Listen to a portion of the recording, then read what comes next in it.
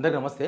మొన్న ముఖ్యమంత్రి రేవంత్ రెడ్డి గారు మినిస్టర్స్ ఢిల్లీ పోయి వచ్చిన తర్వాత అంతా ఒక డిఫరెంట్ వాతావరణం కనబడుతుంది పార్టీలో, ప్రభుత్వంలో కూడా. పార్టీలోనేమో ఇక రేవంత్కు సంబంధం లేదు, అదంతా వాళ్ళు కటాఫ్ చేసేసిండ్రు. ఇంకొకటి ప్రభుత్వంలో కూడా ఒక కోఆర్డినేషన్ మిస్ అయిపోయింది. ప్రభుత్వంలో కోఆర్డినేషన్ మిస్ కావడం అంటే ఇక రేవంత్ పెత్తనం నైచేలాగా అన్నట్టు తయారైపోయింది. ఆయన పెత్తనం కొంత కంట్రోల్ అయ్యేసరికి మినిస్టర్స్ అంతా కూడా వాళ్ళు ఇండివిజువాలిటీగా మెయింటైన్ చేసేందుకు ప్రయత్నం చేస్తూ ఉన్నారు. ప్లస్ అసలు ఏం జరిగింది, ఆ తర్వాత వచ్చిన తర్వాత రేవంత్ రెడ్డి వాళ్ళ సన్నిధులతో మాట్లాడిన మాటలు ఏంది, అన్ని విషయాలు చెప్తాం. ముందు సబ్స్క్రైబ్ చేయండి, షేర్ కూడా చేయండి. నిజానికి ఈ 2.5 years రేవంత్ రెడ్డి ఎంజాయ్ చేసిండు. ఎంజాయ్ చేయడం అంటే కాంగ్రెస్ పార్టీ మొత్తం హ్యాండిల్ చేసిండు ఆయనే. తెలంగాణ ఒక ఫ్రాంచైజీ లాగా, కాంగ్రెస్ అంటే ఏదో ఏసీసీ ఇది తెలంగాణ కాంగ్రెస్ లాగా కాకుండా, ఒక రాహుల్ గాంధీ కాంగ్రెస్ కాకుండా రేవంత్ రెడ్డి కాంగ్రెస్ లాగా. అసలు హైకమాండ్ ఏంది, రేవంత్ రెడ్డి ఇంత నష్టం చేస్తున్నా కూడా పార్టీకి, ప్రభుత్వానికి 30 ఏళ్ళు మళ్ళీ కాంగ్రెస్కు ఓట్లు వేయమని తెలంగాణ జనాలు మాట్లాడుకునే సిచ్యువేషన్ వచ్చినా కూడా ఎందుకు హైకమాండ్ నిర్ణయం తీసుకుంటలేదు, ఎందుకు హైకమాండ్ మాట్లాడతలేదు, అసలు హైకమాండ్కి విషయాలు తెలుసా తెలియదా, ఇట్లాంటి చాలా చర్చలు జరిగినాయి తెలంగాణలో. కాంగ్రెస్లో కూడా చాలా చర్చలు జరిగినాయి. ఎందుకంటే సామాన్య కార్యకర్తలకు ఢిల్లీలో ఏం జరుగుతుందో, అసలు ముఖ్యమంత్రికి వాళ్ళకున్న చర్చలు ఎందుకు తెలియవు కదా. కార్యకర్తలు కూడా చాలా విషయాలు మాట్లాడుకున్నారు. కానీ మొన్న దాని తర్వాత చాలా విషయాల మీద క్లారిటీ వచ్చింది. ఒకటి 200 వరకు ఉంటాయంట నామినేటెడ్ పోస్టులు, మొత్తం గవర్నమెంట్లో ఉండే పోస్టులు. యాక్చువల్గా అయితే ఇది మొత్తం రేవంత్ రెడ్డి రుద్దిపడేస్తాడు. రేవంత్ వెనుక తిరిగిన వాళ్ళకు, రేవంత్కు అప్లికేషన్ పెట్టుకున్న వాళ్ళకు ఏమవుతుందంటే ప్రతి ఒక్కరు రేవంత్ రెడ్డిని కలిసి మాకు పోస్టులు కావాలని. కానీ ఇప్పుడు మారింది, సీన్ మొత్తం మారిపోయింది. ఇప్పుడు ఏంటంటే మొత్తం నామినేటెడ్ పోస్టులైనా, గవర్నమెంట్లో నిర్ణయాలైనా, లేకపోతే వేరే ఏవైనా సరే కోఆర్డినేషన్ కమిటీ నిర్ణయిస్తుంది. కోఆర్డినేషన్ కమిటీలో ఎవరుంటారు, వంశీ చంద్రెడ్డి ఉంటాడేమో, ఆయన సిడబ్ల్యూసీ మెంబర్ కాబట్టి. తర్వాత మీనాక్షి నటరాజన్ ఉంటుంది, పీసీసీ ప్రెసిడెంట్ మహేష్ కుమార్ గౌడ్ ఉంటారు. ఇక వీళ్ళు ఏం చేస్తారంటే మంత్రులతో మాట్లాడతారు, సీఎంతో కూడా మాట్లాడతారు. సీఎం కన్సర్న్ లేకుండా నేను చేయరు, సీఎంతో కూడా మాట్లాడతారు, మినిస్టర్స్తో కూడా మాట్లాడతారు. కానీ ఫైనల్ డిసిజన్ తీసుకునేది వీళ్ళు. మొన్నటిదాకా అట్లా ఉండేది కాదు. మొన్నటిదాకా ఏంటంటే అసలు ఈయన మహేష్ కుమార్ గౌడ్తో మాట్లాడలేదు, ముఖ్యమంత్రి మీనాక్షి నటరాజన్తో మాట్లాడేది లేదు, మినిస్టర్స్ను సంప్రదించేది లేదు. ఆయన ఒక లిస్టు తయారు చేసి ఢిల్లీకి పంపించేస్తే ఢిల్లీలో కేసీ వేణుగోపాల్ కొట్టిపడేస్తుండే, కేల్కతం దుకాన్ బంద్, మొత్తం రిజల్ట్ మొత్తం వచ్చేస్తుంది. అప్పుడు వీళ్ళకి రాలేదా, మొత్తం వీళ్ళకి వచ్చిందా వాళ్ళకి వచ్చిందా అని మాట్లాడుకునేవాళ్ళు. కానీ ఇప్పుడు అట్లా లేదనమాట. డిసైడ్ చేసేది మొత్తం కూడా కోఆర్డినేషన్ కమిటీ. గవర్నమెంట్లో నిర్ణయాలు కూడా క్యాబినెట్లో ఖచ్చితంగా చర్చించాలి మినిస్టర్స్ లెవెల్లో. మినిస్టర్స్ చర్చ జరిగిన తర్వాత మళ్ళీ కోఆర్డినేషన్ మీటింగ్లో చర్చ జరగాలి. కోఆర్డినేషన్ మీటింగ్ కూడా చర్చ జరిగిన తర్వాత నిర్ణయాలు ఫైనల్గా ఓకే చేసుకోండి. చిన్న అంటే తీసుకోవచ్చు గవర్నమెంట్, ఎందుకంటే గవర్నమెంట్ కూడా కొద్దిగా ఫ్రీడమ్ ఉండాలి కదా ప్రజాస్వామ్యంలో. కానీ పెద్ద నిర్ణయాలకు వచ్చే వరకు ఖచ్చితంగా కోఆర్డినేషన్ కమిటీయే నిర్ణయం తీసుకోవాలి. అసలు ఏంది మెయిన్గా దీని వెనుక వ్యూహం ఏంది, అధిష్టానం వ్యూహం ఏంటంటే, ఇప్పుడు రేవంత్ రెడ్డి నిర్ణయాలు తీసుకుంటున్నాడు, రేవంత్ రెడ్డి చెప్పిందే నడుస్తుంది అన్నప్పుడు ఏం చేస్తారు, కార్యకర్తలైనా ఎవరైనా కూడా రేవంత్ వెనుక తిరుగుతారు.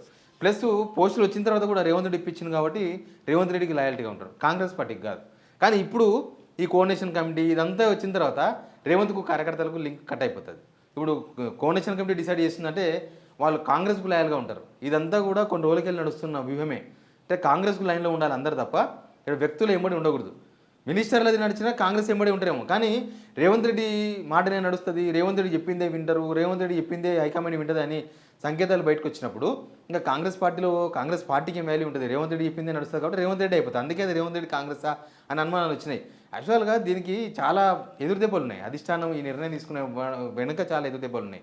మనం ఏం తీసుకోవాలంటే, వైఎస్ రాజశేఖర్ చనిపోయాడు. వైఎస్ రాజశేఖర్ చనిపోయిన తర్వాత వైఎస్ జగన్ ముఖ్యమంత్రి కావాలని అప్పుడున్న చాలామంది మంత్రులు, ఎమ్మెల్యేలు అంతా సంతకాలు చేసినారు. సంతకాలు చేసినప్పుడు ఢిల్లీలో ఒక చర్చ జరిగిందట. ఏంటంటే అసలు ఏంది ఇది, బీఫామ్లు ఇచ్చింది నేనే కదా, సోనియా గాంధీ అన్నదంట ఈ మాట.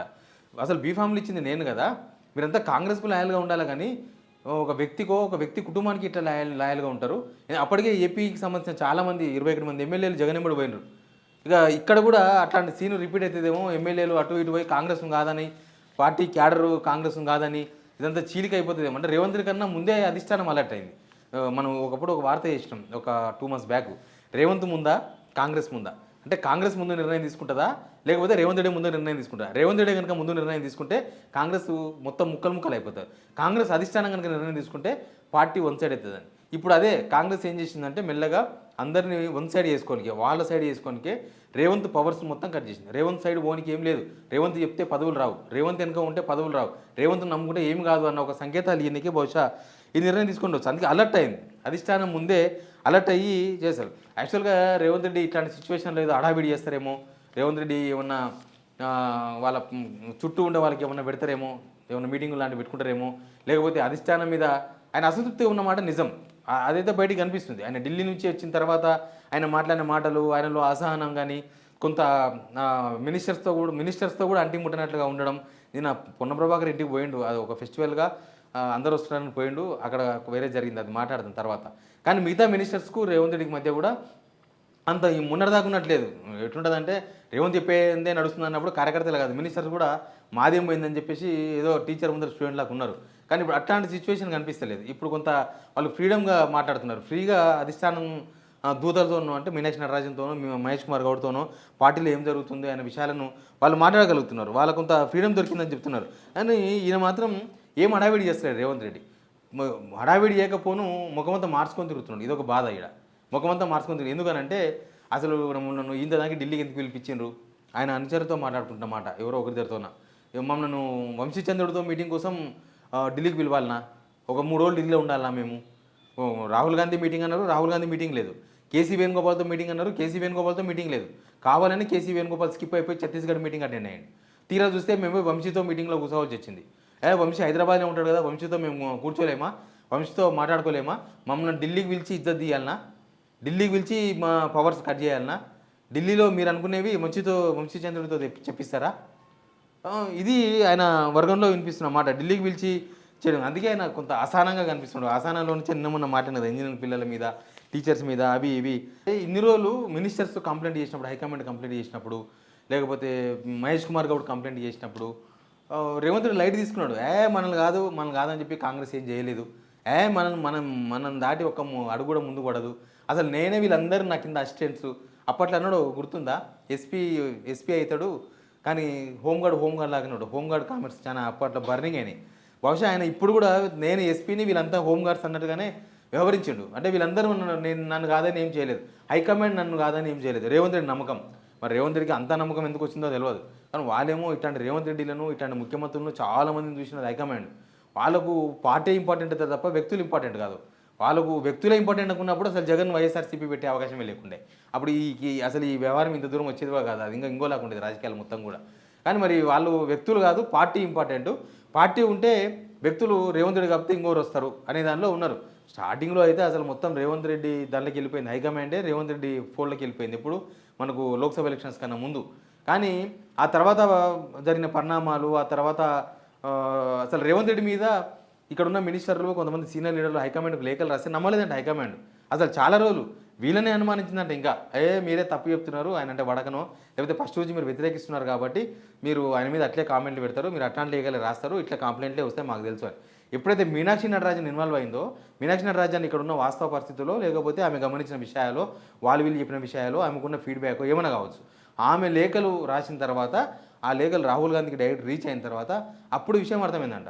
ప్లస్ ఇంకోటి ఏంటంటే, ఇక్కడున్న మినిస్టర్స్ రాసిన లేఖలు రాహుల్ గాంధీకి చేరకుండా అవి మళ్ళీ బ్యాక్ వచ్చి రేవంత్ రెడ్డికి చేరడం కూడా, అది కూడా పెద్ద ఇష్యూ అయిపోయింది. అంటే మొత్తం ఎట్లా మేనేజ్ చేయగలుగుతున్నాడు, మొత్తం సిస్టాన్ని మేనేజ్ చేస్తున్నాడు రేవంత్ రెడ్డి. సిస్టాన్ని మేనేజ్ చేసేసి మొత్తం ఫోన్లోకి తీసుకొచ్చుకొని అసలు కాంగ్రెస్ని ఏం చేద్దాం అనుకుంటున్నాడు అనేది వాళ్ళకి అర్థం కాలేదు. వాళ్ళు ఈయనకు తెలియకుండా సర్వేలు చేయించుకున్నారు, ఈయనకు తెలియకుండా 3 మెన్ కమిటీ సభ్యులు వేసుకొని వాళ్ళ దగ్గర నుంచి రిపోర్ట్ తెప్పించుకున్నారు. పార్లమెంట్ ఎలక్షన్స్లో అసలు ఎందుకు ఓడిపోయినా, మనం 8 సీట్లు ఎందుకు వచ్చినాయి, 12 సీట్లు, వాళ్ళ సర్వేలో 12 సీట్లు వచ్చినాయి లోక్సభ సీట్లు. కానీ రిజల్ట్ వచ్చేవరకు 8, మరీ అంత తేడా ఉండకూడదు కదా. ఏదో ఒక సీటు ఓడిపోయారు వారు అనుకున్న కాడ, అంటే సర్వేలో కొంచెం తేడా ఉంటుంది, 80% అక్యురసీ లేకపోతే 90% అక్యురసీ ఉంటుంది అని అనుకుంటారు. వాళ్ళు ఎన్నో సర్వేలు చేసి ఎన్నో రాష్ట్రాల్లో దెబ్బలు తిని ఎన్నో రాష్ట్రాల అధికారంలో ఉండి అన్ని దేశాన్ని ఎన్నో సంవత్సరాలు ఏలినోళ్ళు కదా వాళ్ళు. వాళ్ళకి ఆ డౌట్ వచ్చింది, అసలు ఎట్లా జరిగింది ఇదంతా. ఒకటేసారి 50% సీట్లు అయితే తేడా వచ్చినాయి, 4 సీట్లు ఎట్లా ఓడిపోయింది, 1 సీట్ తేడా వస్తుంది కానీ అని అక్కడి నుంచి స్టార్ట్ అయింది. ఆ తర్వాత కూడా రేవంత్ రెడ్డికి కొంత సంధిస్తే రేవంత్ రెడ్డి దాన్ని మిస్యూజ్ చేసిన బాగా. రాహుల్ గాంధీ మీదే కామెంట్ చేయడం, నేనే ఆయన ప్రధానమంత్రి అయ్యేందుకు ఒప్పుకున్నా. ఆయన రాహుల్ గాంధీ ఎప్పుడంటే యూపీఏ 2లోనే ప్రధానమంత్రితో చర్చ జరిగింది అప్పుడే. కానీ నేనే చెప్పినా నువ్వు రాహుల్ గాంధీ కావాలని చెప్పేసి మాట్లాడడం, ఇవన్నీ కూడా చాలా జరిగినాయి. మొత్తానికి ఇప్పుడు వ్యవహారం అంతా పిసికింది. ఇప్పుడున్న సిచ్యువేషన్లో రేవంత్ రెడ్డిని దింపుతారా లేదనేది ఒక డెడ్ లైన్, September 15 మనమే ఫాలో అయ్యి చెప్పినాం కదా, డెడ్ లైన్ చెప్పినాము. బట్ ఆ డెడ్ లైన్ ఇంపార్టెంట్ కాదు. కానీ ముందు అసలు పొమ్మన లేక పోగొట్టే ప్రయత్నాలు చేస్తున్నారు. ఆయన ఎడిగిపోతాడు పోవాలన్నా కూడా బీజేపీలో మాత్రం అంత ఈజీగా చేర్చుకుంటారా? బీజేపీలో కూడా గెలుపు గురాలని చేర్చుకుంటారు తప్ప ఈయన ఫేస్ మీద ఒక ఓటు కూడా పడినప్పుడు, ఈయన ఫేస్ మీద ఒక కాన్స్టిట్యూన్సీ కూడా గెలిచే అవకాశం లేనప్పుడు వాళ్ళు మాత్రం ఎందుకు చేర్చుకుంటారు? సంథింగ్ ఏదో జరుగుతుంది, అది మాత్రం క్లియర్గా కనబడుతుంది. మొన్న ఢిల్లీ టూర్ తర్వాత జరుగుతున్న పరిణామాలు, పార్టీ, ఇక్కడ ప్రభుత్వము చూస్తే మాత్రం చాలా డిఫరెంట్గా కనిపిస్తుంది వాతావరణం. రేవంత్ రెడ్డి కళ్ళకే చాలా డిఫరెంట్గా కనిపిస్తుంది. చూద్దాం ఏం జరుగుతుందో. Please subscribe.